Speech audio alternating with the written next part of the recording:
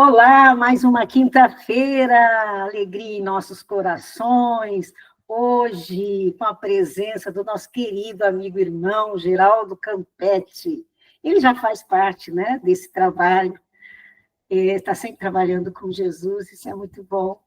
Mas nós ganhamos esse presente na última quinta-feira, no último encontro nosso do ano, realmente para agradecer muito a Deus.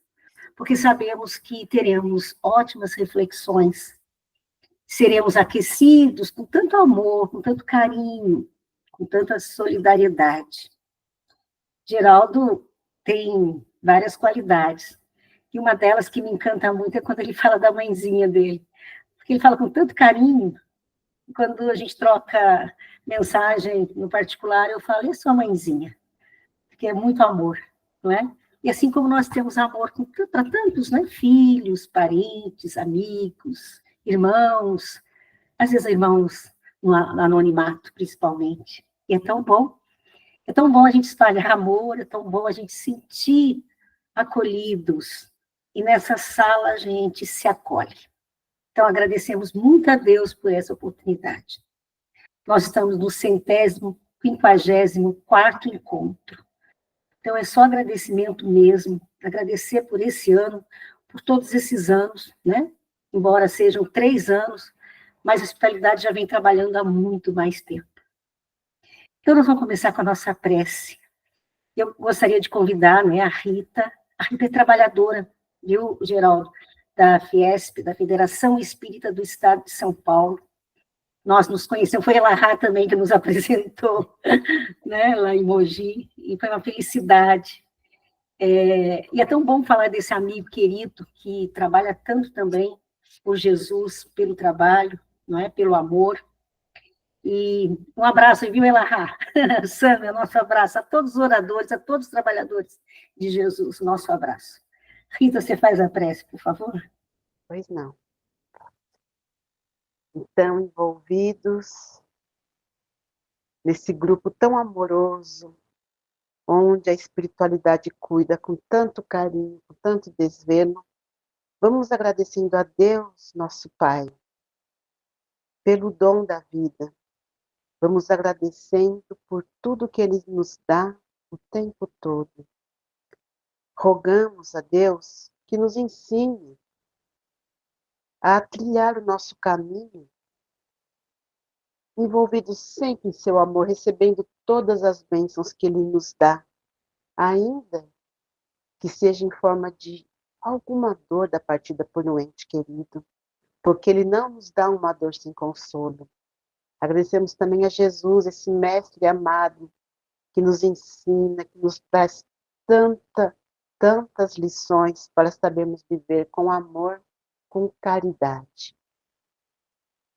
Agradecemos também a toda a espiritualidade amiga que envolve este grupo, a cada pessoa que está aqui, muitos de nós aqui já devolvemos entes amados, entes queridos, são filhos, são mães, são pais, são irmãos.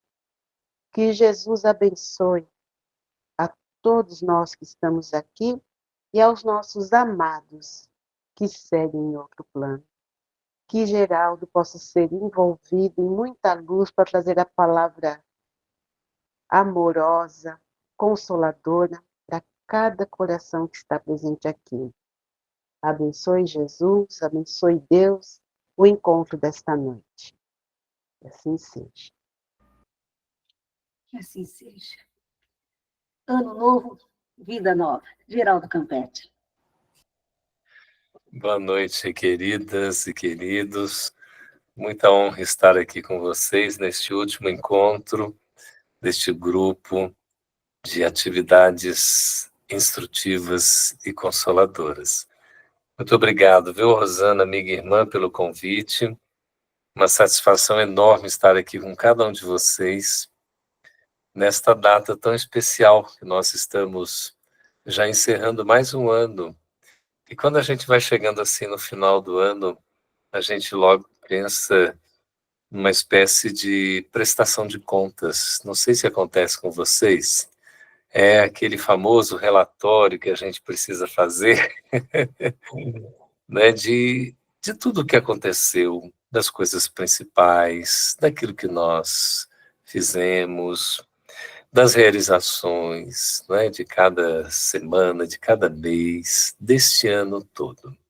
Esse é um relatório fundamental, porque é como se a gente tivesse que colocar em dia tudo aquilo que foi inicialmente projetado e avaliar se efetivamente foi ou não cumprido. Quando a gente pensa no ano que está findando, qual é a sensação que a gente tem? Qual é o sentimento que nos anima neste momento? A gente se sente satisfeito, a gente se sente bem, intimamente estamos em paz. Quantas experiências, hein, queridas e queridos? Quantos desafios enfrentamos, quantas perdas sentimos, quantos convites, convocações tivemos para renovarmos a nossa esperança. Dezembro é um mês especialíssimo que nos evoca a presença de Jesus na intimidade do coração de cada um de nós. Parece que a gente se sente assim mais consolado, mais envolvido, mais protegido, mais assistido. E a gente tem essa vontade de compartilhar o sentimento de fraternidade, de solidariedade com aqueles com quem convivemos, estejam próximos ou distantes, entes queridos, familiares, conhecidos, colegas, irmãos de caminhada. E a gente vai se preparando por um novo ano que vai chegando. Assim como pensamos num relatório, é preciso pensar num planejamento. O relatório ele é importantíssimo porque é um reflexo do planejamento. E o planejamento é uma sequência do relatório. Sabe por quê? Tudo aquilo que a gente não conseguiu fazer no decorrer do ano, quando a gente vai planejar para um próximo ano, uma próxima etapa, a gente vai considerar aquilo que, por um acaso, não fizemos, não demos conta, não foi possível. E aqueles itens, aquelas atividades, aquelas metas continuam ali. E a gente, então, reprograma, replaneja para o novo ano. Eu vou perguntar duas coisas para que vocês se sintam inteiramente à vontade. Quem já fez o seu relatório anual aqui, pode pensar, não necessariamente responder. Pode dizer, mas Campete, a gente ainda não acabou o ano, né? Hoje é dia 26, tem a semana que vem ainda, até terça, né? E quem já planejou o próximo ano? É interessante, né? Eu não tinha pensado nisso, não. Sinceramente, o ano está acabando e eu preciso me organizar. Como é que eu vou saber se eu fui bem ou não? Como é que eu atravessei a prova que carrega a lição, segundo Emmanuel, o guia espiritual de Chico Xavier? Toda prova carrega a lição necessária ao nosso aprendizado. Nenhuma dor é vã, nem é em vão. Tudo tem um sentido, um significado. O problema, o empecilho, o obstáculo, é um desafio que se converte em oportunidade para o nosso crescimento espiritual, desde que a gente saiba aproveitá-lo. Então, planejar é fundamental, porque nós vamos ver o que faremos, o que eu estou pretendendo, quais são os meus objetivos, quais são as minhas metas para 2025. Eu posso fazer isso de maneira macro, mais abrangente, não necessariamente de forma detalhada, mas assim, eu posso pensar com relação às 5 facetas da minha vida, como os dedos geralmente são de minha mão. A primeira faceta pessoal. Pessoalmente, o que eu pretendo para 2025? Uma questão minha, pessoal. Uma coisa que eu ainda não fiz, que eu não conquistei, que eu sempre sonhei, com a qual eu sempre sonhei e ainda não realizei. Pessoalmente, comigo, eu posso definir uma meta como um desafio, como um objetivo a ser conquistado. Cada um pode ter o seu. Eu, de repente, gostaria de ser mais paciente, quem sabe mais tolerante. Eu gostaria de me conhecer um pouquinho mais, da minha personalidade. Posso empreender esforços e me programar nesse sentido. Faço planejamento, anoto, com relação a mim mesmo, a minha pessoa, a minha persona, a personalidade que eu sou na atual existência. O que eu gostaria de mim mesmo, para comigo mesmo, em 2025? Uma segunda abordagem seria um compromisso familiar com relação aos meus entes queridos, parentes, familiares, aqueles com quem eu convivo, com quem eu tenho proximidade, aqueles que estão no dia a dia da minha existência. São os meus entes queridos, os meus familiares. O que eu pretendo? O que eu imagino realizar que eu possa colocar no planejamento de 2025? Talvez, quem sabe, visitar alguns que há muito eu não visito. Sabe, Rosana, ontem nós tivemos um almoço de Natal em família.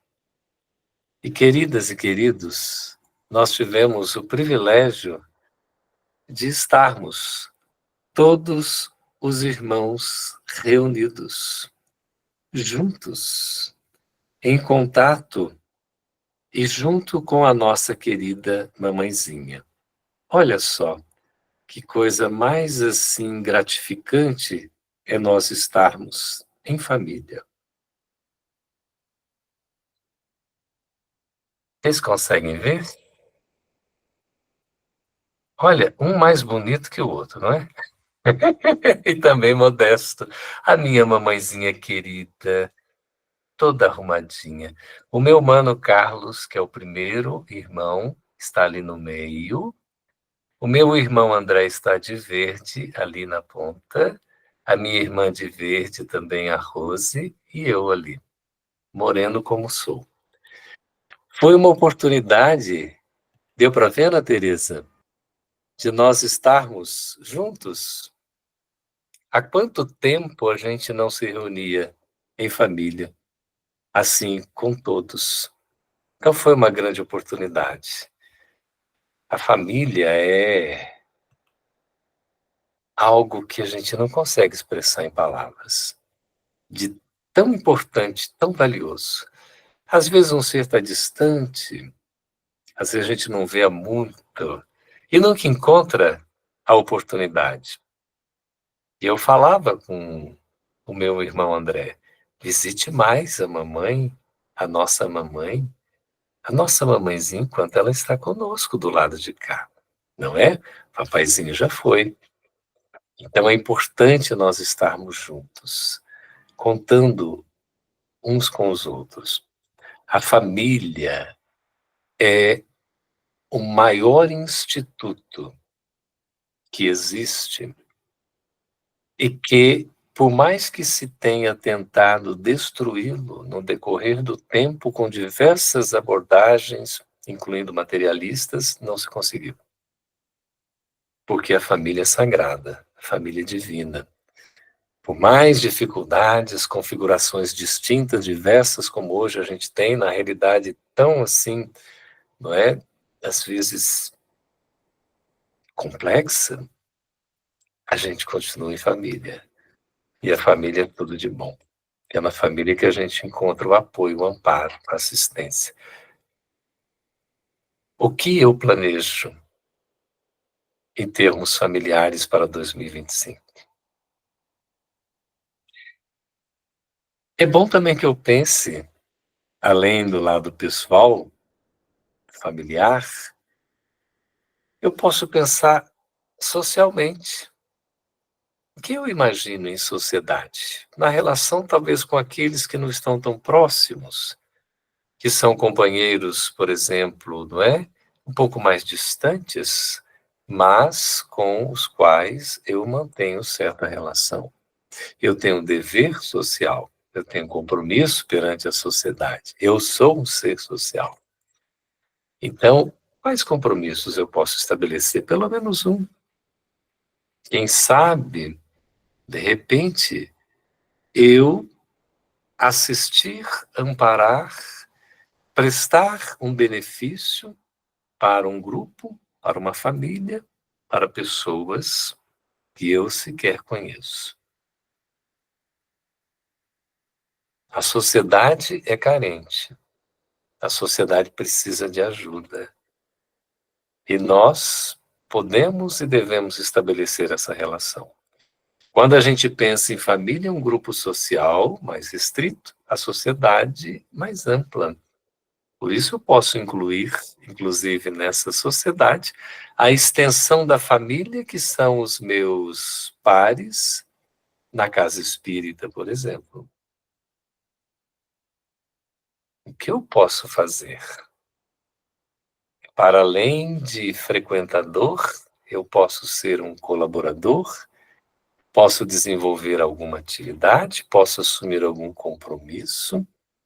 Que meta eu vou estabelecer socialmente para 2025?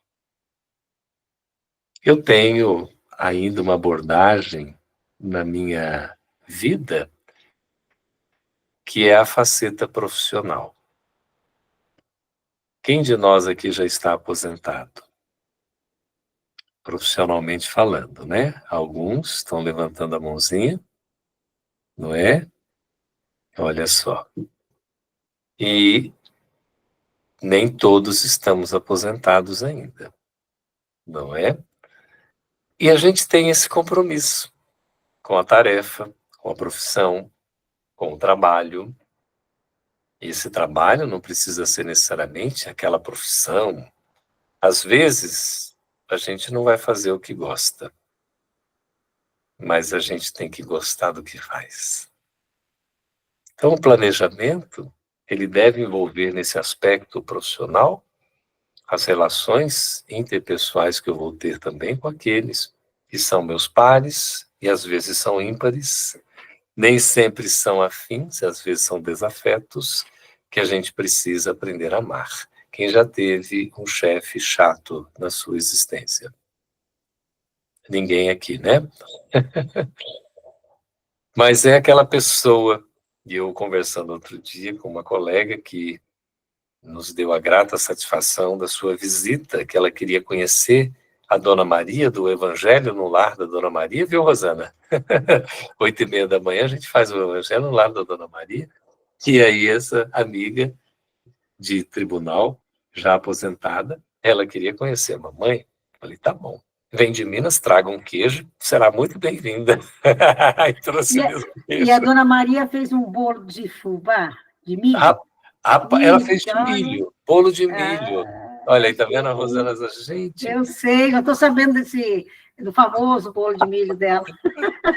passou um pão de queijo, fez um bolo de milho, um Ai, cafezinho, coisa gente, boa. uma delícia. E aí conversávamos com essa colega, né? E depois, assim, trocamos figurinhas e tal.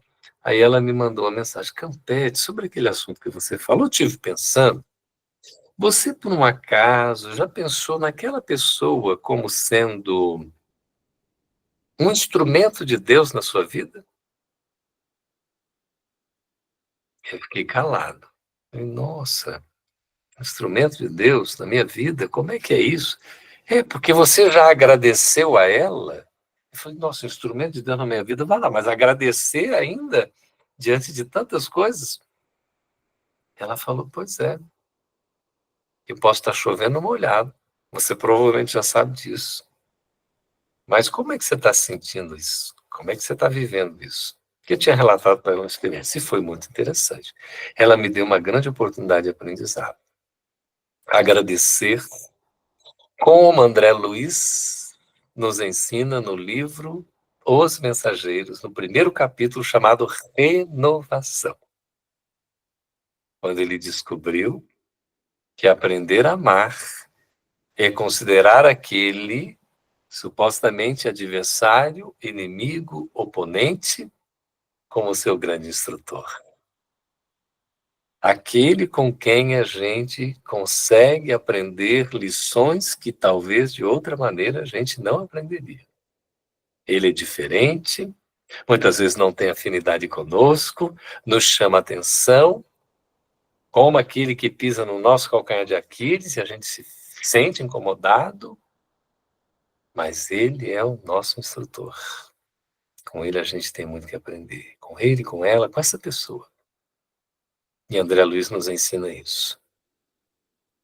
Que ele foi se sentir bem quando compreendeu que era preciso perdoar, se desapegando das amarras, dos vícios do ódio, dos sentimentos de rancor, daquele estado de mal-estar que nós alimentamos e atribuímos a responsabilidade, ou o que é pior, a culpa ao outro.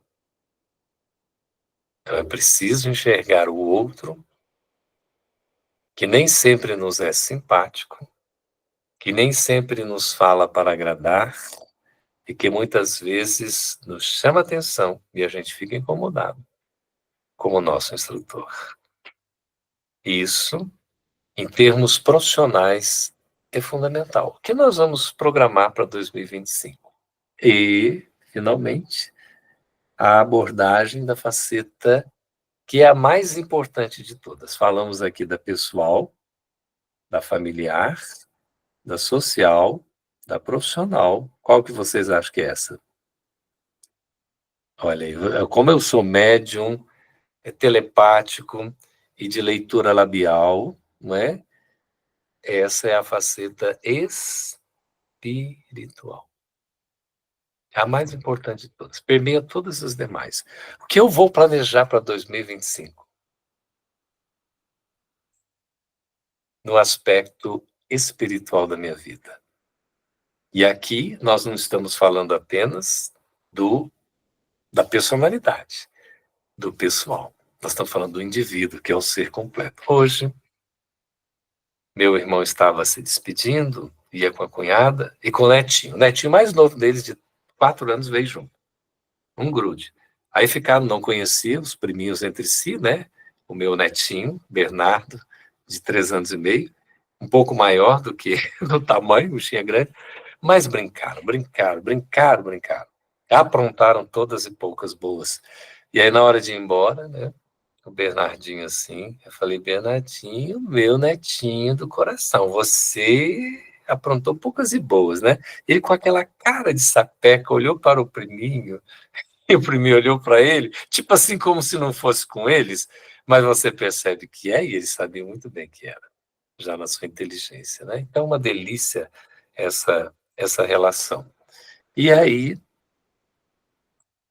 a minha cunhada, que cuida de uma roupa como poucas pessoas, é impressionante como ela dobra uma roupa. A mamãe fala assim que nunca viu igual. Ela lava a roupa, coloca no varal, não precisa passar. Porque ela tem uma perfeição tão grande. E eu estava olhando aqui, porque começou a mostrar umas camisas do Mano André. E ela compra as camisas. Geralmente é assim que acontece, né? Nós estamos amando das mulheres. Rosana, você cuida bem do digníssimo aí, né? Então, a gente vai... Muito. O Siri está bem cuidado aí, né? Está bem cuidado. E aí, uma série de camisas bonitas, lindas, assim. E a minha mãe falou, bem que o Geraldo está precisando das camisas, eu adoro camisas e tal. Ele estava com uma, vestiu assim, falou, nossa, que lindo. E ela não deixa ele sair sozinho com a camisa, porque senão vai chamar muita atenção, muito bonito. E outras 3 que ela estava dobrando, ela falou, veja essas camisas aí. Aí ele falou, vi esta camisa, eu fui vestindo uma a uma. Em suma, fiquei com as 3 camisas, que era do meu irmão, né? E estou renovando o meu aqui estoque, né? Aí eu passei umas 6 camisas, que era para um dos filhos dela, o Lindomar, que não eram da mesma beleza, nem da mesma qualidade, e as 6 não pagariam as 3, mas de qualquer maneira, não era para pagar, era uma forma da gente, né, poder compartilhar. E aí eu fiquei pensando, Rosana e queridas e queridos, no desprendimento dela e dele.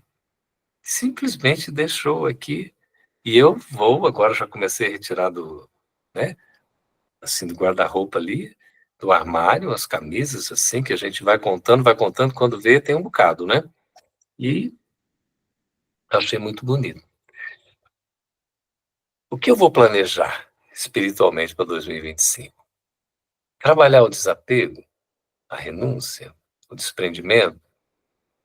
Outro dia eu estava conversando com o Mano e ele falou, o papaizinho se preparou 30 anos da vida dele, a reta finalística, se desapegando, renunciando às coisas. E ele foi com um sentimento de desapego.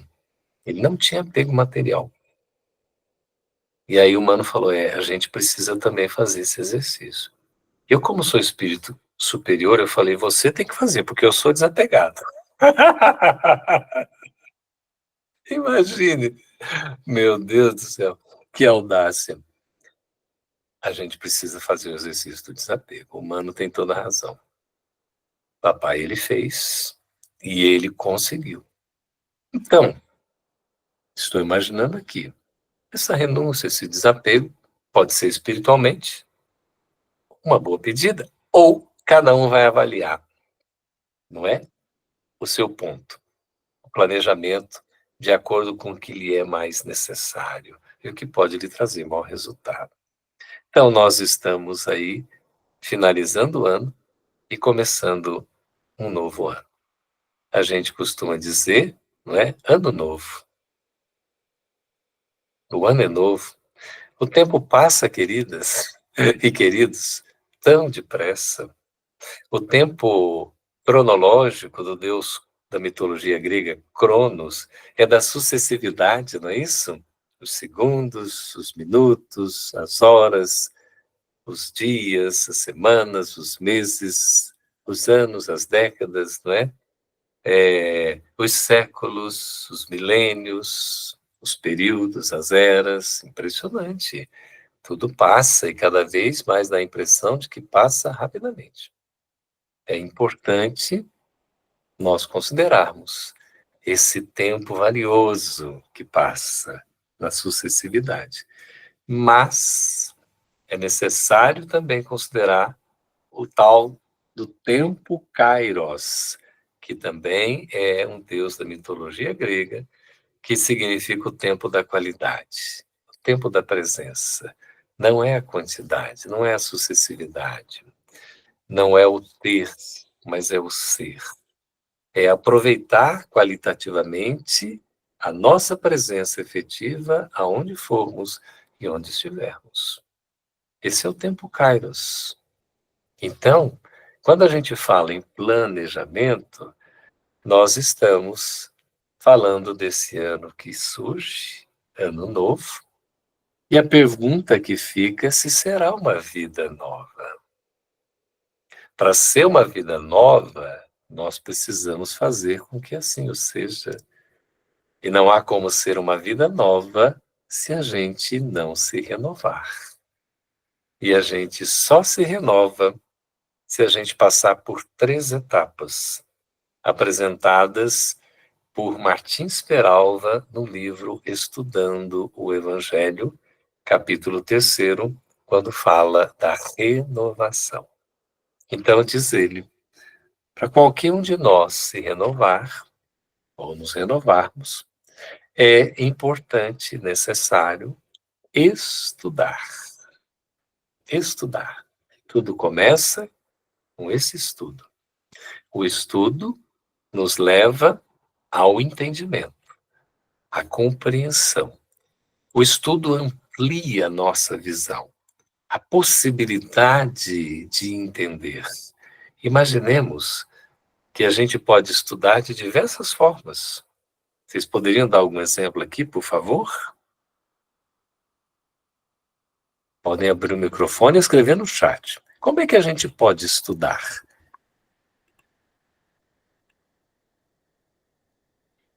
Estão pensativos. Estão pensativos. Podem escrever no chat, não é? Às vezes a gente pensa que o estudo é algo formal, quando pode ser absolutamente informal. Papaizinho nunca pisou o pé numa escola formalmente. A mamãe só até a 3ª série, não é?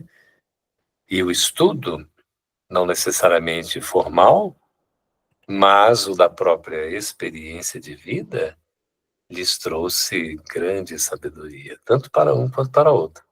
Quem conhece a minha mamãezinha está vendo o Evangelho no Lar da Dona Maria, eu faço as perguntas para ela, impressionante.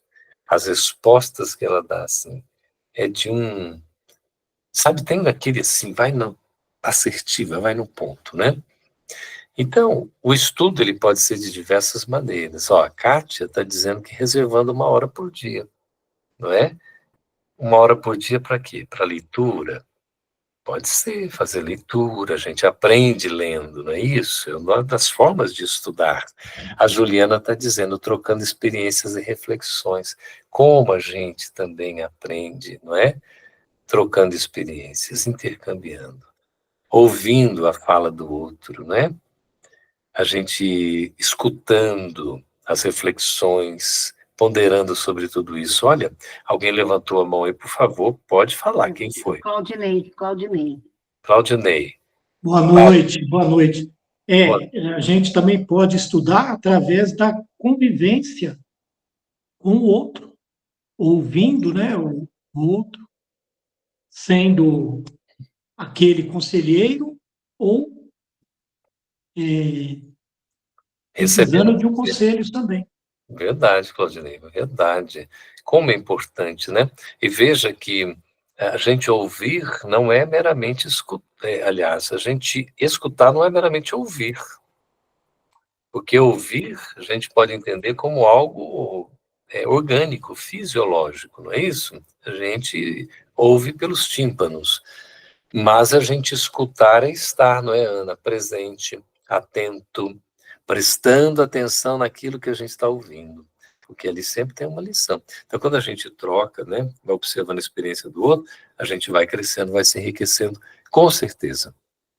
A Karine diz, fazendo preces mentalmente. É uma forma da gente estudar, refletir, né? Você vai ali naquele, né, numa dimensão e tal, você pode aproveitar bastante do conteúdo, porque Kardec diz para nós em O Evangelho segundo o Espiritismo que a prece nos possibilita ter lucidez.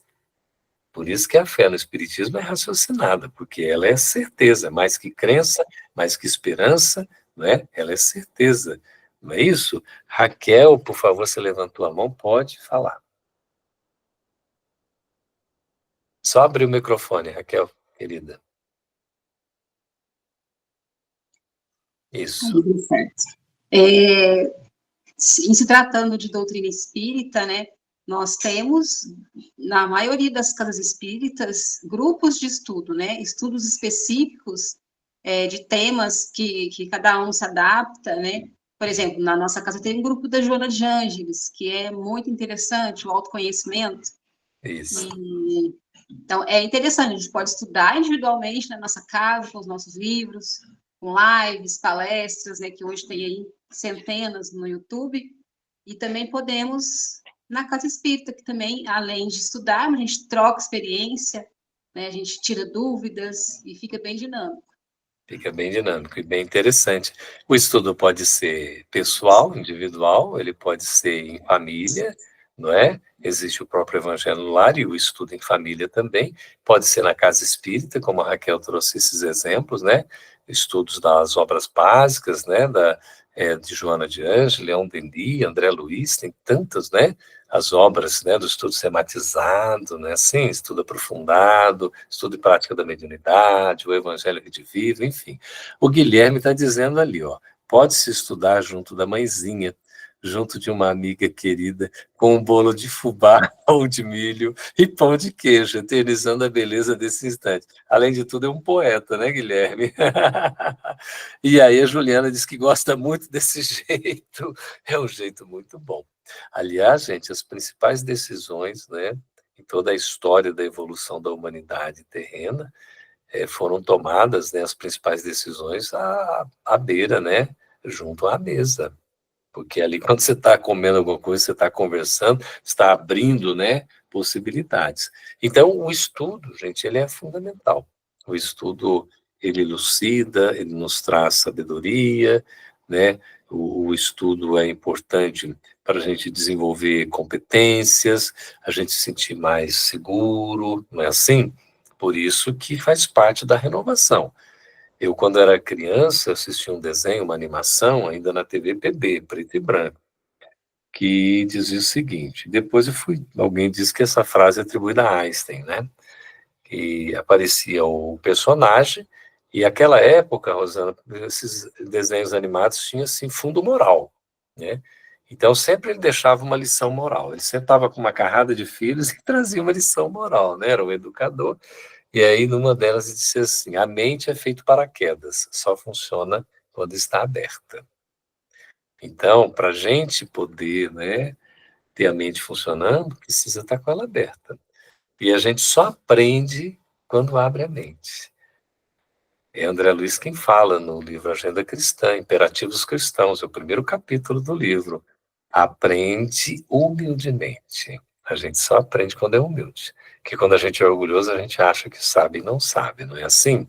Então é importante ter essa humildade para o aprendizado. Bom, então estudar é fundamental para a gente se renovar. Porque quando a gente estuda, a gente se reinventa. A gente reaprende, como diria a filosofia socrática, não é? Lá com seu discípulo Platão. Então, Platão diria que aprender é recordar.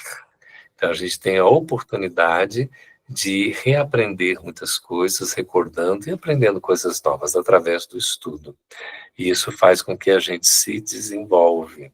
Então, a renovação vem pelo aprendizado, pelo esforço da gente sempre fazer algo de novo ou algo diferente do que costumeiramente a gente faz. Eu vou fazer uma pergunta para vocês.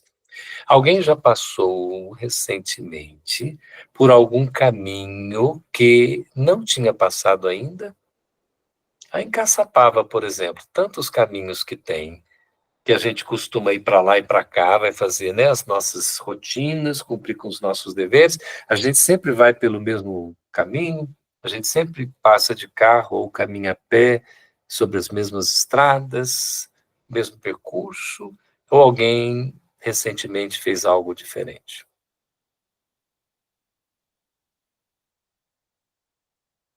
Olha que interessante. Eu estou achando que ontem eu passei, Dalila, graças a Deus, a Dalila passou, não é? Então, qual foi a sua sensação? Conta para nós, Dalila, abre o seu microfone, é que a gente quer ouvir a sua voz. Como é que foi, né? Passar por um caminho diferente. Nunca tinha passado por esse caminho. Como é que é isso? Eu tinha ido entregar um presente para o meu afilhado. Ele estava na casa de uns tios dele num sítio. É estranho. Não funcionava o celular. Eu com medo do GPS sair a qualquer momento, porque eu iria ficar sem sinal. Então, é uma sensação assim, eu estou no desconhecido. Para onde eu vou? Para onde vai me levar? O tempo fechando. Aonde eu vou parar? Então, é um pouco assustador você ir para um desconhecido, passar por um lugar onde você nunca esteve e não sabe para onde você está indo. Interessante. Aí você se sentiu certamente, além desse medo, não é? Aquela sensação estranha, um pouco desafiada, que eu tenho que resolver. Lembra daquela... Vocês vão me ajudar. Aquela animação, não é também animação, mas é um filme da nossa infância, baseado numa literatura muito conhecida mundialmente, em que tem coelho, tem lá o homem lata. Já na hora, Alice. Alice no País das Maravilhas, não é? De repente estava ventando aquela coisa toda e tal, não sabia para lá, para onde vai e tal, veio lá uma explicação, né? Para onde você vai? A pergunta curiosa. Não sei para onde eu vou, então qualquer caminho serve. O vento empurra para qualquer lugar. É porque é preciso a gente saber para onde a gente vai. Quando a gente não sabe o que é a ignorância, nos dá exatamente esse medo, né? O Guilherme está lembrando, é o diálogo da Alice com o gato, né? O gato tudo curioso ali, né? Tudo com as suas artimanhas, vai e pergunta. Como é importante a gente saber para onde a gente vai. Quando a gente planeja, a gente estabelece metas e possibilidades também de realizações. Mas que ótima experiência, viu, Dalila? Ótimo. Gente, aprender é importante. Então, o trabalho, ou melhor, o estudo é esse caminho para a renovação. Mas é um primeiro passo, viu? Gisele, José Antônio, Conceição, não é, Ana Tereza? Eliana, tem muitos outros, Claudinei, Raquel, Rosana, como, por exemplo, Martins Peralva traz para nós, surpreendentemente, a meditação. Esse uau-uau medita, esse lindo, qual que é a raça desse bichinho? É o chá? Ele não dá sossego, ele não para um segundo, é Yorkshire. O Yorkshire, ele é imperativo, ele está aí, deixa ele assistir, participar. Esse aqui é o Benjamin. Benjamin, o nosso irmãozinho, olha que bonitinho. Olha, eu gosto de câmera, onde tem a câmera eu vou querer aparecer. Não sou gato, mas sou cachorro. Então, é tudo pet, né? Que lindos. Então, Martins Peralva fala, assim, da meditação. Meditação é uma coisa curiosa para a renovação. Meditar. Quem tem costume de meditar aqui? Rosana. Tem mais aqui, tem 26 pessoas, 27, o José Carlos também. É interessante, porque a gente às vezes acha que meditar é uma coisa muito complicada, né? Cheio de técnicas e tudo. É algo, né? A Maria Isabel, ó, pode trazer seu testemunho. Maria Isabel, você é a voz da autoridade aqui. Então, eu tenho na frente da minha casa, a Rosana veio aqui, mas ela veio à noite, acho que ela não viu. Em frente à minha casa tem uma mata muito bonita. E de manhã eu sento lá em frente na varanda da minha casa, e nessa mata eu medito, porque ali eu vejo as árvores dançando, né, com o vento, as copas das árvores brilhando, os pássaros cantando, então eu faço aquela meditação muito gostosa. Que delícia. Sabe? Muito boa.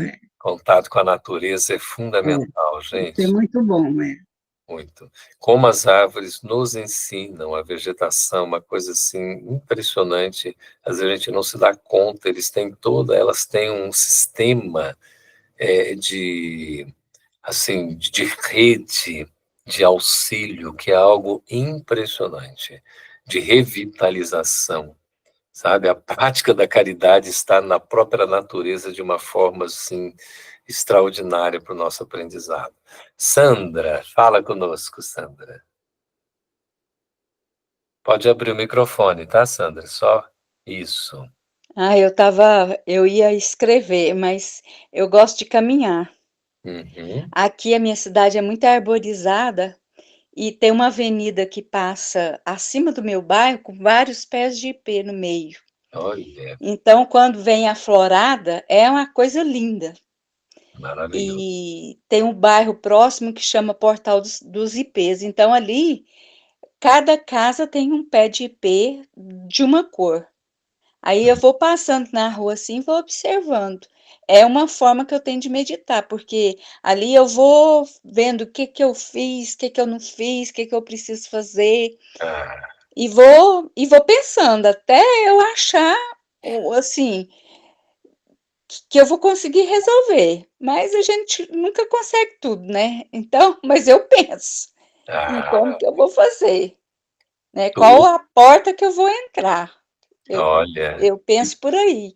Que maravilha, é isso mesmo. A gente vai passar aqui, olha, para a Rita, que já está com a mãozinha levantada também. Rita, vai segurando um pouquinho só, Isso que você falou, Sandra, é atribuído a Mahatma Gandhi. Cuide bem dos seus pensamentos, porque eles vão se transformar em suas palavras. Cuide bem de suas palavras, porque vão se transformar nos seus atos. Cuide bem dos seus atos, porque vão se transformar nos seus hábitos. Cuide bem dos seus hábitos, porque vão se transformar em seus valores. E cuide bem dos valores, porque vão se transformar no seu destino. Então, veja os extremos: pensamento, destino, palavras, valores, ações ou atos, hábitos. Tudo começa no pensamento. Por isso que é importante pensar, vibrar positivamente, pensar no bem, nas coisas saudáveis. Rita? Olha, eu faço meditação enquanto eu nado. Eu faço aula de natação 3 vezes por semana. É o meu maior contato com a natureza. Ainda seja uma água de piscina, mas é água, né? É natureza. E eu faço meditação enquanto estou contando as braçadas, as idas e vindas, né? E, às vezes, eu estou com algum problema, pensando em alguma coisa, e durante essa natação, quando acaba, parece que vem, assim, uma renovação de ideia. É uma coisa, assim, muito interessante, essa meditação, e, para mim, é contato com a natureza. O maior que eu tenho é esse, no meio da água. É muito bom.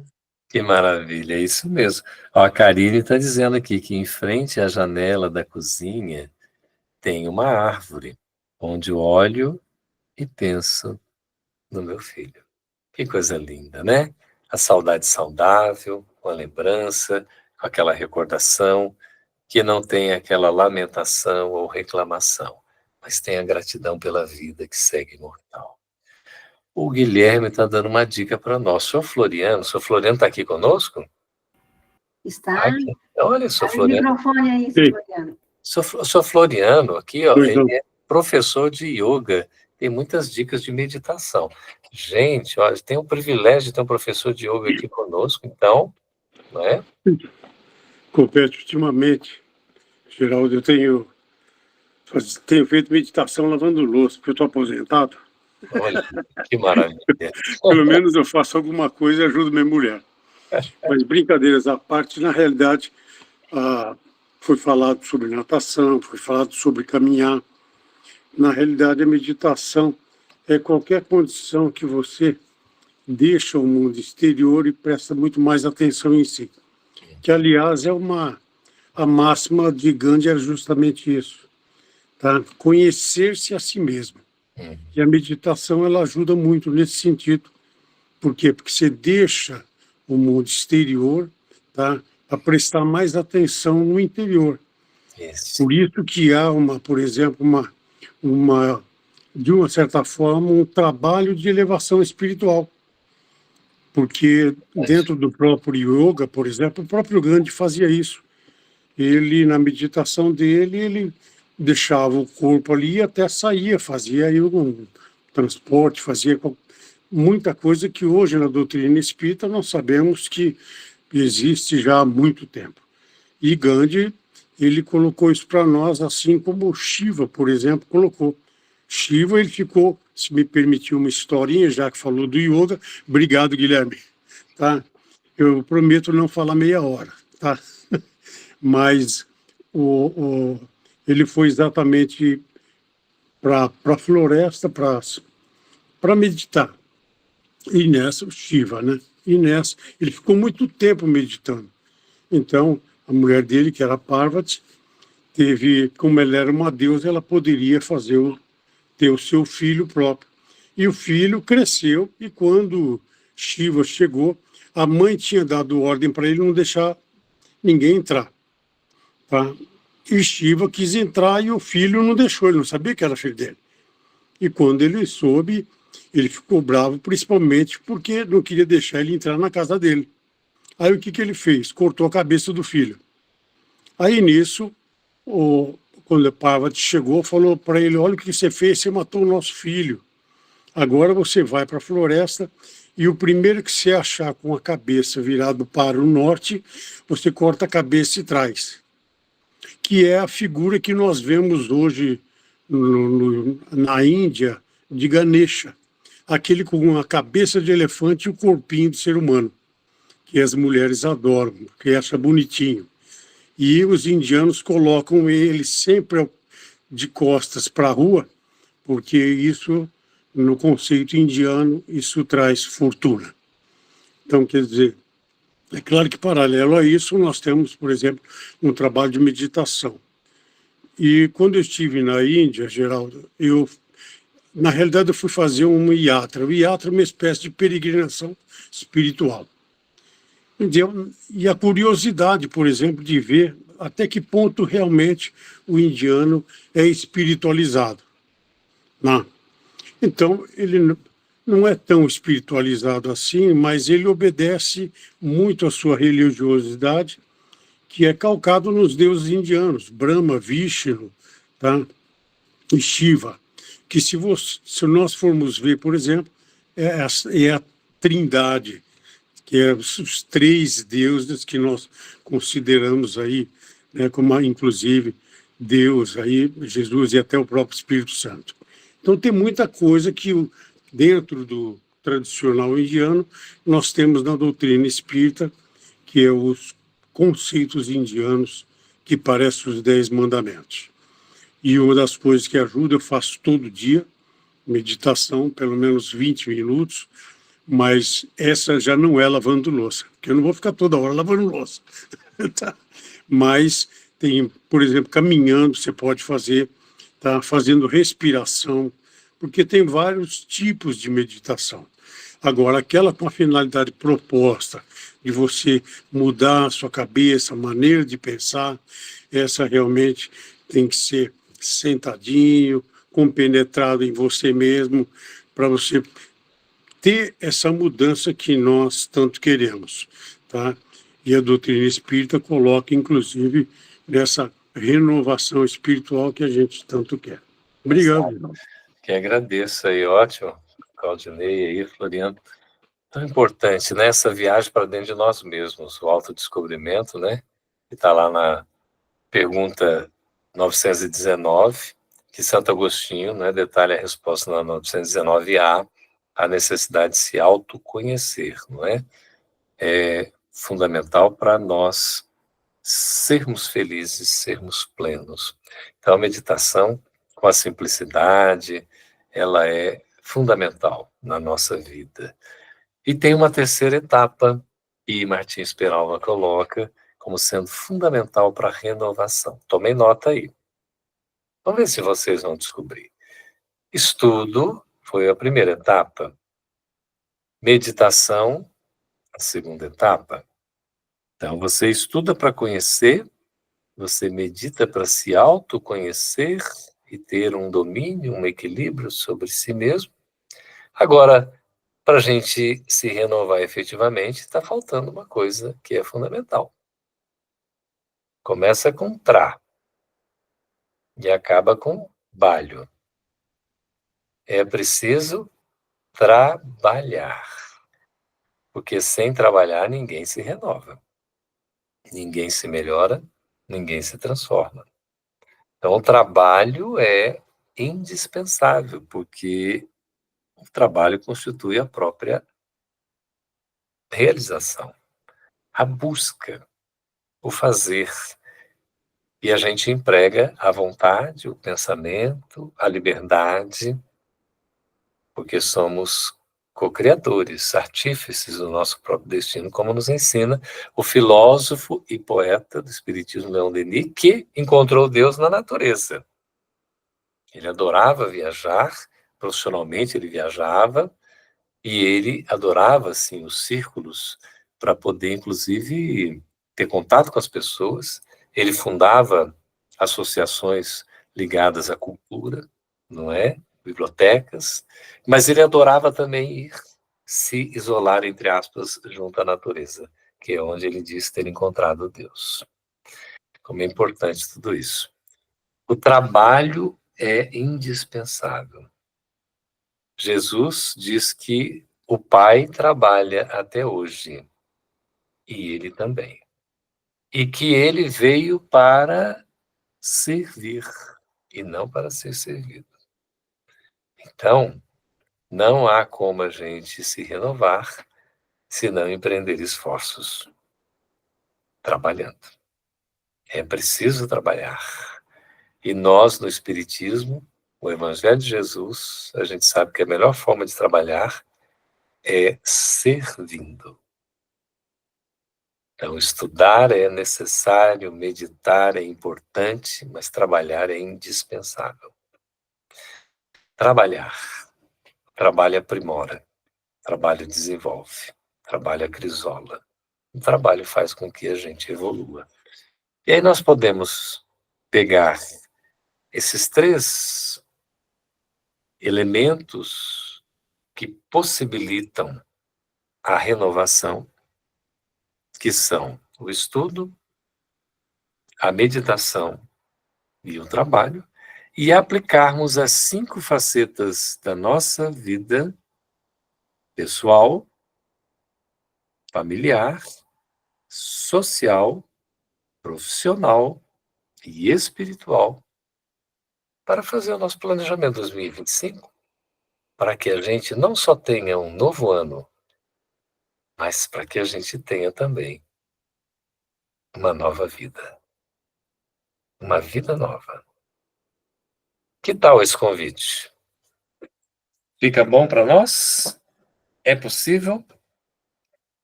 E vocês estão ouvindo? Dá para ouvir?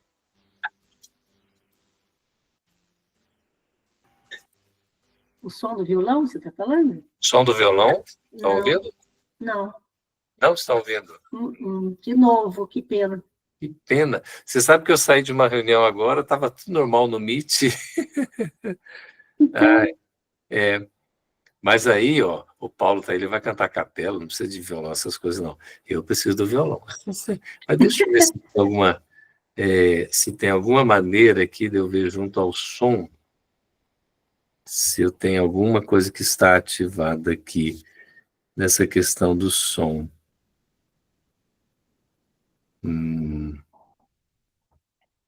Não, acho que eu não vou conseguir aqui no Meet, eu não sei.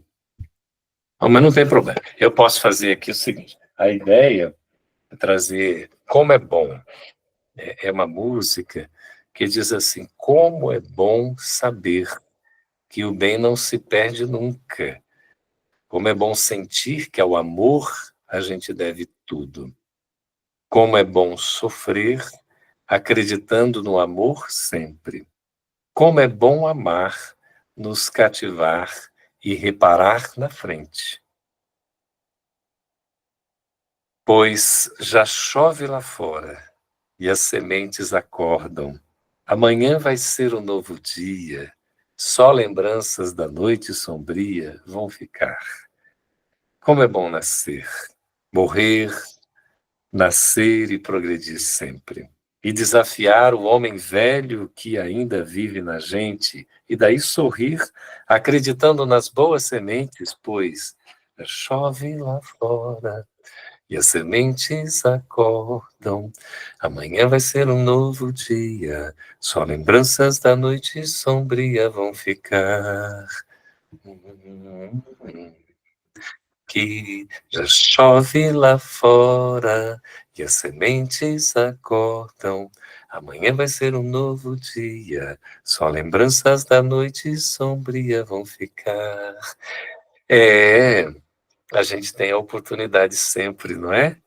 De se renovar, de se reconstruir, de fazer algo novo. Por isso, gente,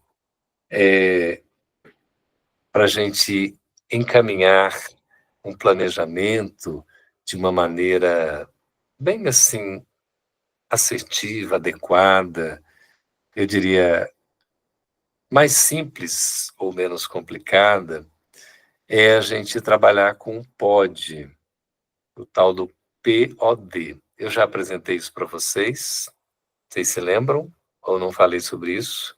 Então, tomem nota aí, por favor. Assim, às vezes a gente verifica que uma pessoa, ela parece dar conta de fazer muitas coisas. E uma outra pessoa parece não dar conta de fazer praticamente nada. E a gente fica assim, onde é que eu me enquadro? Em Rita, né? Qual que será? Que eu sou aquela pessoa que consigo fazer várias coisas, muitas coisas, ou sou aquela que não dou conta de fazer as coisas? Ora, quantas 24 horas tem o dia? E são 24 horas para todos nós, independentemente da condição, não é, da situação, do nível de inteligência, não é, da religião que a gente tem a crença, 24 horas para todos nós. É o mesmo tempo. Ora, por que alguns conseguem fazer tantas coisas num dia e para outros parece que o tempo não é suficiente? Acontece com vocês? Acontece? Dá aquela ideia, né? De repente, Isabel, que eu gostaria que o meu dia não tivesse só 24 horas, mas que tivesse 36 horas. Sabe o que acontece? Para aquele que não consegue fazer em 24 horas, se tivesse 36 horas, também não daria conta. Sabe por quê? Que se alguém pode, o outro também pode. Se eu posso, você também pode. Então, vem o POD, P-O-D, para a gente trabalhar com o tempo cronológico e o tempo Kairos, que é da qualidade. A gente precisa ter 3 requisitos. Tomem nota aí também, que nós estamos preparando para o planejamento 2025, para um novo ano com uma vida nova, uma nova vida. E aí, a gente vai verificar o seguinte, para trabalhar com esse tempo, para eu poder me renovar, aproveitar inclusive estudando, não é? Meditando, servindo, eu preciso primeiramente saber estabelecer prioridades. O POD, o P é de prioridade. E o que é prioridade? É o que eu preciso fazer. Então, eu coloco prioridade 1 naquilo que é o mais importante. Veja que eu trabalho com um grau de importância. Porque se eu for trabalhar com aquilo que é urgente, a urgência é uma exceção. Não pode ser uma regra. Porque se eu for trabalhar sempre no afogadilho da urgência, eu seria uma pessoa constantemente ansiosa e provavelmente não vou me sentir capaz de dar conta de tudo. Porque vou estar sempre correndo atrás do tempo. E sempre o tempo será vitorioso. Porque a gente não corre atrás do tempo, porque nós não estamos disputando com o tempo. Nós precisamos ser aliados do tempo. Contar com o tempo como companheiro, como aquele que está ao nosso lado, que vai nos favorecer e não nos prejudicar. Seja o cronológico, seja o Kairos. Tempo da quantidade e o tempo da qualidade. É preciso estabelecer prioridades. O que é mais importante? 1, 2, 3. Coloco na programação do meu dia a coisa que é mais importante para eu fazer de manhã, a coisa mais importante para eu fazer à tarde e a coisa mais importante para eu fazer à noite. Prioridade. Claro, eu vou ter várias outras coisas para fazer ao longo do dia, mas eu estabeleço aquelas que são importantes e que eu não posso deixar de fazer. Se eu elencar muitas atividades, eu não vou dar conta de fazer. Se eu elencar poucas, uma só, por exemplo, eu posso dizer, já fiz, então já estou satisfeito. Eu posso me acomodar. Então, a minha sugestão, por experiência própria, como o dia é dividido pelo menos em 3 períodos, porque o quarto a gente vai estar dormindo, não é isso? E claro, né? Floriano vai dizer que nesse período do sono a gente pode aproveitar muito, sem dúvida alguma, não é? Mas assim, tomando o estado de vigilância, manhã, tarde e noite, assim, até chegar, né, o período do sono, a gente estabelecer pelo menos uma prioridade. O que é mais importante para eu fazer naquele dia. Agora, o que for urgente é o que pode surgir, que não estava planejado, surgiu de inopino, inesperado, inusitado. E aí eu preciso atender, porque o urgente passa a ser a prioridade, não 1, mas a prioridade 0. Eu tenho que atender aquilo porque é urgente. Por isso que o que é importante é o que eu preciso fazer. Mas o que é urgente é o que eu preciso fazer agora. Eu não posso adiar. Ou às vezes a urgência daquele dia, tem que fazer naquele dia. Tá certo? Mas a importância é aquilo que precisa ser feito. Se eu, então, tenho prioridade, eu vou saber estabelecer para de manhã, de tarde e de noite. Agora, o pode tem um O, não tem? Esse O é de organização. Além de saber estabelecer prioridades, o P, eu preciso ser organizado, ter esse O de organização. Porque quando eu sou organizado, eu consigo fazer mais coisas. Porque eu consigo otimizar o aproveitamento temporal, não desperdiçando o valioso recurso que é o tempo cronológico de Kairos. Porque quando eu sou desorganizado, que é um exemplo prático, quem se acha desorganizado aqui? Tem alguém que é desorganizado, gente? Alguém vai Ninguém vai falar, não é possível. A Kátia já levantou a mão. Fala, Kátia. Posso falar? Claro, Kátia. O problema não sou eu, são quem está comigo. Ah, tá vendo? Muito bem. Até que você com você mesmo, né, Kátia? Você sabe estabelecer prioridade, é organizado, e depois a gente vai falar do D também. Mas o problema é o outro, não é você, né? E aí esse outro atrapalha muito, né? Olha que interessante. Isso dá para a gente conversar aí 1 ano inteiro planejando. Olha, o problema é esse daqui. Olha que ser mais lindo. Mostra para a gente esse serzinho.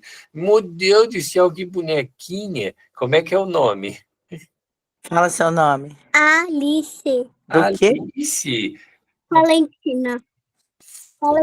Alice Valentina. Alice Valentina. Meu Deus, que nome lindo. É uma princesa. A gente falou da Alice aqui hoje já. Que lindo o sorriso. Tá cheio de janelinha. Eu já tá com todos os dentinhos. Algumas. Tá caindo mais. Estão caindo mais. Que linda, Alice. Os dois tá caindo ao mesmo tempo. Faz cair. Por exemplo, essa Alice aí, hein, mamãe? É filhotinha, né, mamãe? Isso aí é uma solução. É uma bênção. É a oportunidade. É o desafio. É o crescimento. Então, trabalhar organizadamente nos faz otimizar o aproveitamento do tempo. Quando, por exemplo, eu sou desorganizado, eu não consigo fazer as coisas direito. Eu me lembro, eu tenho 2 filhos, um casal. O menino tem 37 anos hoje.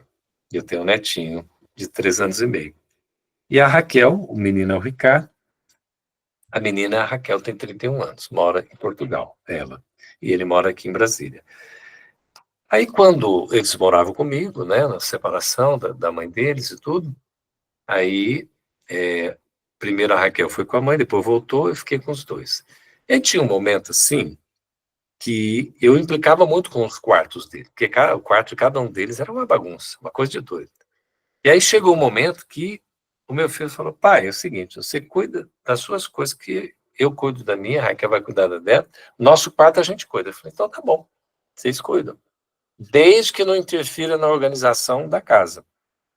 Vocês podem cuidar à vontade. Se quiser não arrumar a cama, deixa a cama aí bagunçada para na hora de dormir, já está desarrumado mesmo, já aproveita, né? Se acha que assim é melhor, então fica assim. E aí eu parei de me incomodar com algumas coisas que me incomodavam tremendamente. E depois eles passaram a arrumar o quarto. Então, a gente às vezes cobra muito também, querendo que o outro faça o que a gente quer que seja feito e da maneira como a gente quer que seja. Essa organização, a gente tem que entender que cada um tem o seu ritmo. Eu sou bibliotecário, né? Na época que eu estava me formando, tinha um livro assim, Biblioteca, vamos fazer bagunça nessa organização. Tipo assim, né? Vamos desorganizar essa ordem. Porque era naquele sentido, tudo arrumadinho, tudo lindo e tal, né? Mas você, na própria confusão entre aspas, você tem a organização. Cada um tem o seu ritmo, tem o seu jeito. Não adianta a gente querer impor para o outro. Então, essa organização, ela é importante porque, assim, ó, eu preciso achar alguma coisa, eu sei onde é que está. Ah, eu tenho aqui uma imagem, está aqui, olha, catalogada, classificada, beleza, né? Ah, eu tenho 3 gavetas, nós homens temos 3 gavetas, né? A primeira é que a gente bota um monte de coisa e vai depois descartando, a segunda é mais intermediária, a terceira a gente quase nunca usa nada, fica lá, né? As mulheres têm 19 gavetas, né? Assim, e aí tem lá todas essas organizações. Se eu não souber então as coisas, virou uma bagunça, eu não vou achar nada, né? Jô, fala, Jô, por favor. Deixa eu... Tive que vir aqui pro celular, porque o notebook não deu certo. As pessoas dizem assim, eu sou atriz, né? Aí eu trabalho com contação de história, palhaça, né? E sou professora. Aí eu tenho meu ateliê. Hoje eu não estou no ateliê, estou aqui na sala. Está mais organizadinho. As pessoas, Jô, mas está desorganizada demais. Eu falei, não sou desorganizada, não. A minha desorganização, eu acho tudo. Uhum. Mas chega um momento que está tão bagunçado que a gente fica assim, incomoda a gente, aquela desorganização. Uhum. Eu trabalho muito isso comigo, né? Eu tenho que ser mais organizada nas minhas coisas. Achei muito interessante o que você falou na questão do planejamento mesmo, né? A gente tem que se planejar. Isso. Para poder conseguir fazer as coisas que nós desejamos fazer. Aí tem hora que eu digo, meu Deus, eu faço muita coisa, mas eu faço as coisas, eu sou um pouco desorganizada e ao mesmo tempo organizada, mas eu faço perfeitamente o que eu quero fazer. Isso. Né?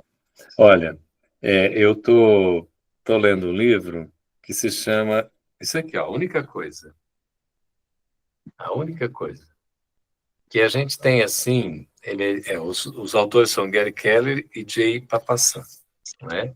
É publicado pela Sextante. É um livro na área, né, de gestão, de administração e tal. Não importa o objetivo, não importa o destino, a jornada para qualquer coisa que você queira começa sempre com um único passo. Esse passo se chama a única coisa. Qual é a única coisa certa? É aquela que você precisa fazer naquele momento. Uma coisa de cada vez. Então, estabelecer a prioridade. Essa prioridade é que eu preciso fazer.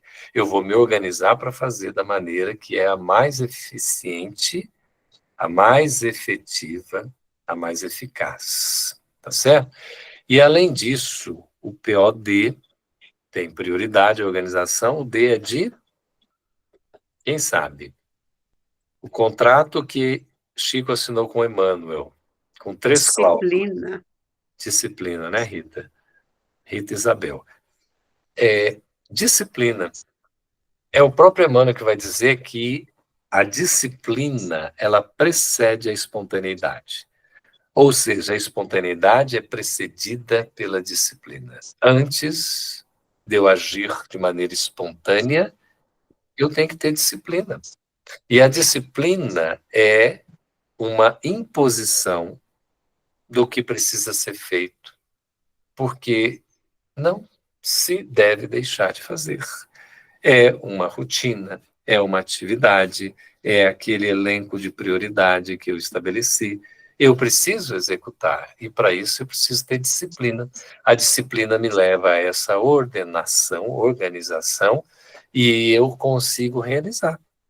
Exige esforço, dedicação, perseverança, mas depois eu vou conseguir fazer isso como um hábito. Por isso aí já fica espontâneo, né? Rita, por favor.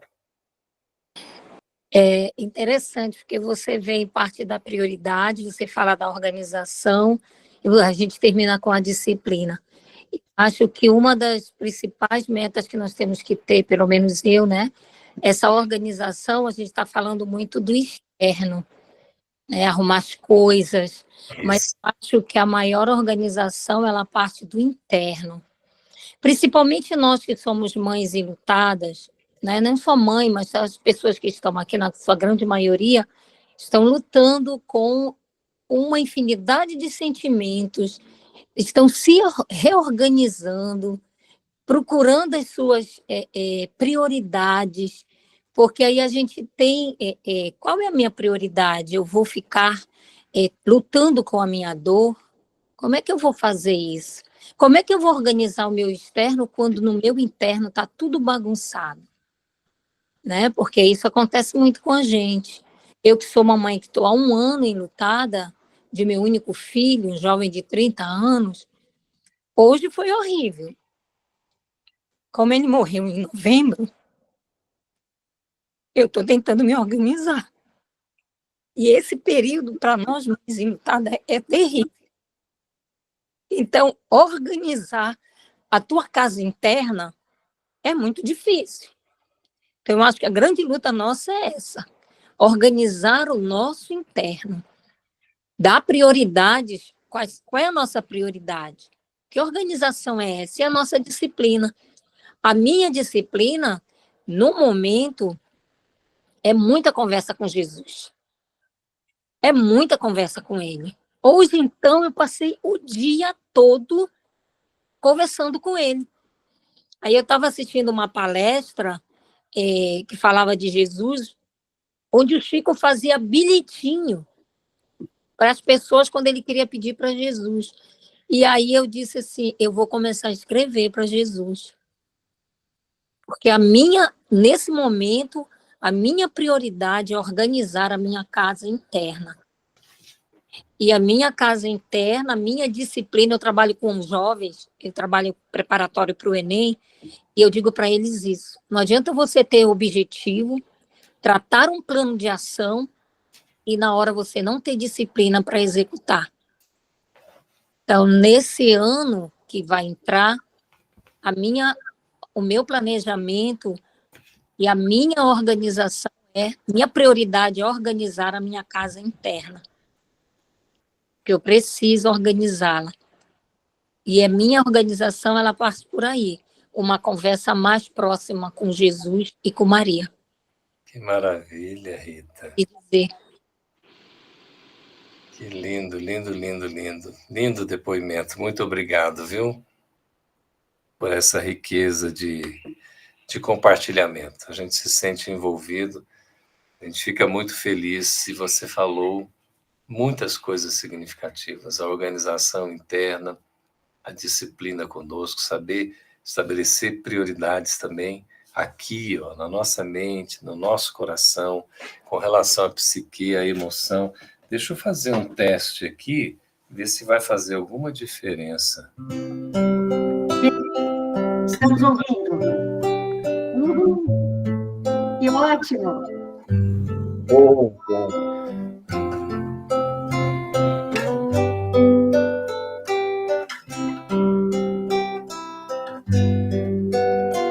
Jesus, no silêncio da prece, teus irmãos a te pedem paz, para aliviar um pouco as aflições.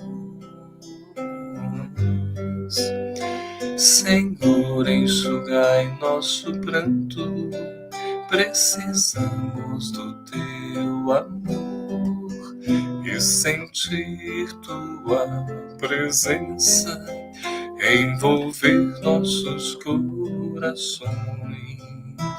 Por isso vem, Jesus, ir ao teu encontro. Queremos te seguir e afastar o mal da terra e acabar de vez a guerra e caminharmos juntos rumo à luz. Ir ao teu encontro, queremos te seguir e afastar o mal da terra e acabar de vez a guerra e caminharmos juntos uma luz.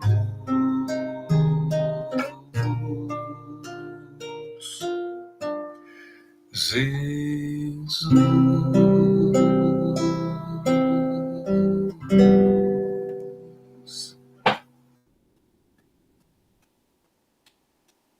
Essa música, ela traz isso tudo que a gente está falando, né?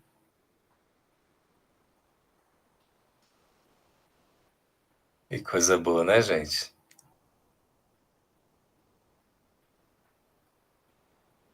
Pronto.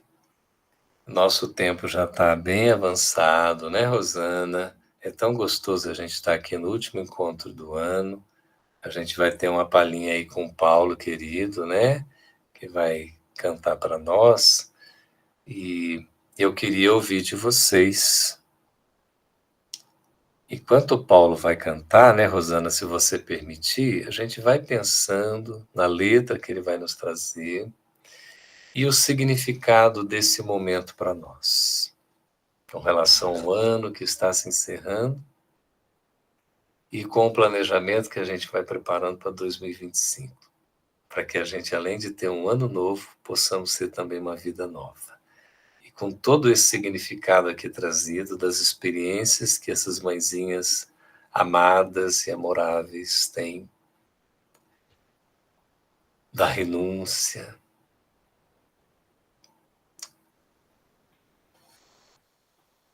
do amor maior que vem do pai, mãe, que vem de Jesus e que vem de Maria, a mãezinha de todos nós, para que nos sintamos acolhidos, assistidos, amparados, porque nunca estamos sós.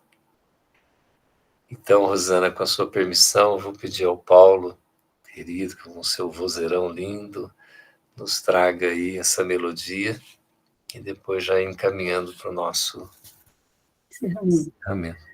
Geraldo, antes de passar para ele, que nós vamos, né, ele finalizando, né, eu queria muito agradecer, principalmente todo esse carinho, essa acolhida, toda a sua didática de amor, nos passando toda essa reflexão, todo esse conhecimento. Muitos aqui estavam anotando, mas poderão ver depois na gravação.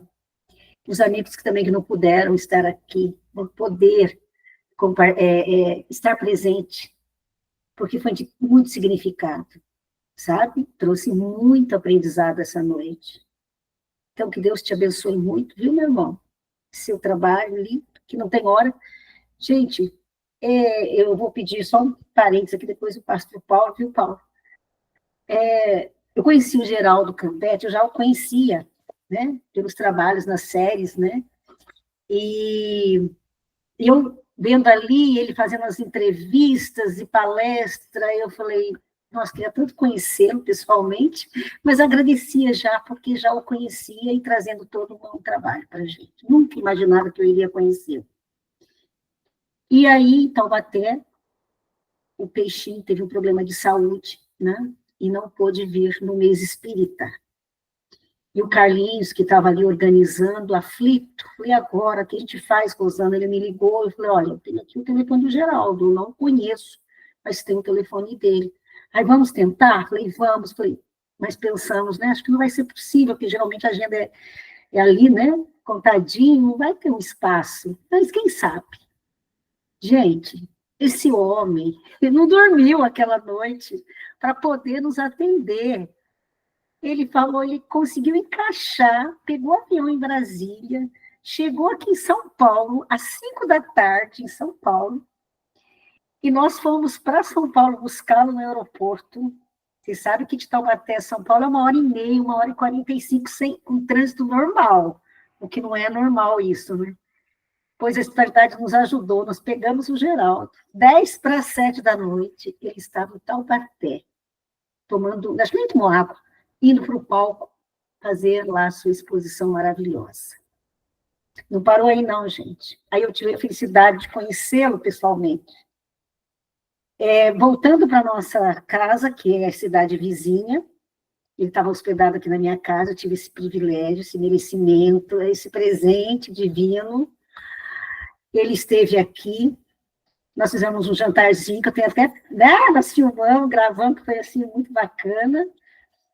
E ele dormiu, se é que dormiu, ele dormiu apenas acho que 2 horas, se é que ele dormiu. Porque 4 e pouco a gente já estava indo para o aeroporto, que ele precisava voltar para Brasília.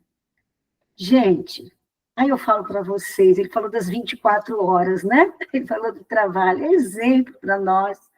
Então você falava aí, sabe, Geraldo, E o que você falou tem muito da sua vida aí. Então, Deus te abençoe muito, viu? E o bacana é que a gente teve aula de tudo aqui, né? Quem fez pedagogia teve uma aula de pedagogia, né? Quem tem engenharia teve uma aula de engenharia, porque você fala de tudo, né? Que a engenharia precisa de exata, uma disciplina. Você trouxe um universo para a gente. Então, as pessoas podem falar assim, mas isso é espiritismo? Né? Então, espiritismo é filosofia, ciência, religião, que nos permite religar. Mas aqui a gente não está muito preocupado com esse slogan, sabe? Que é o espiritismo. A gente está preocupado em se aproximar de Cristo, em ser cristão, de ter esse amor. Se eu sou evangélico, se eu sou espírita, se eu sou católica, isso é apenas uma roupagem. E quando a gente está aqui nessa sintonia, em que dá essa abertura, essa didática do Geraldo, em que permite que vocês falem, e vocês ficam à vontade para falar, a gente vê a espontaneidade, e muitos ali querendo falar, né? Vamos ter outra oportunidade, se Deus quiser, ele vai voltar. Então, a gente sente isso, sabe, Geraldo? Então, foi assim, um fechamento de ano perfeito, não podia ter sido melhor. Então, Deus te abençoe muito, você ter dedicado e se preparado e ter feito com tanto amor. Vai ficar eternizado aqui no nosso coração, viu? Então, o agradecimento é de todo mundo aqui para você, encarnados e desencarnados. Eu agradeço, Rosana, do coração também, porque isso revela a bondade que você tem e o mérito que eu estou longe de ter, mas eu tomo como estímulo, como esforço e gratidão imensa, porque aqui a gente se sente em família, somos acolhidos ao tempo que acolhemos igualmente. Então, isso é muito bonito. Parabéns pelo trabalho, exitoso. Sigam à frente, continuamente, perseverantemente. Os resultados estão aí. A gente vê tantos depoimentos, que lucidez, né? A Kátia trazendo para nós, não é isso? Assim, tão bonito, com tanta sensibilidade e, ao mesmo tempo, racionalidade, que a gente, né, fica encantado. Então, gente, eu que agradeço, viu? Agradeço mesmo de coração. De coração. É um encontro fraternal. Paulo Gustavo, é com você. Eu gostaria de agradecer, gratidão ao Geraldo Campetti, à Rosana, né? Eu estou vendo que hoje eu conheci novos amigos, né? Embora estar numa distância tão grande, é um privilégio para mim poder levar um pouco da minha arte, né? Que isso vem de outras vidas. Vou cantar para vocês uma música chamada Suave Mensagem, de Simira Pinto. Aí eu vou colocar, não sei, acho que vai aparecer, eu vou colocar a letra aqui no note, mas vou ficar olhando aqui. Então, agradecido, e que essa letra dessa música possa completar tudo que o Geraldo falou e possa amenizar os corações nossos, dos sofrimentos que temos, né? Então, vamos lá. Suave Mensagem. Tua mensagem, Divino Mestre, é a mensagem de paz, de amor. Levanta o fraco, anima o pobre, traz sempre alívio ao sofredor. Na tua senda, ó caminheiro, não sente o peso da sua cruz, porque caminha fitando o céu e te sentindo, Mestre Jesus.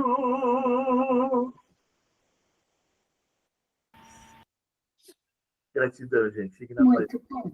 Obrigado. Que assim seja. Um abraço a todos. Fiquem na paz do Mestre Jesus e até o ano que vem, quinta-feira, estamos aqui novamente. Estaremos aqui. Um abraço. Boa noite. Obrigada, gente. Boa noite. Obrigada, gente. Obrigada. Gratidão. Boa noite. Muita luz. Boa noite.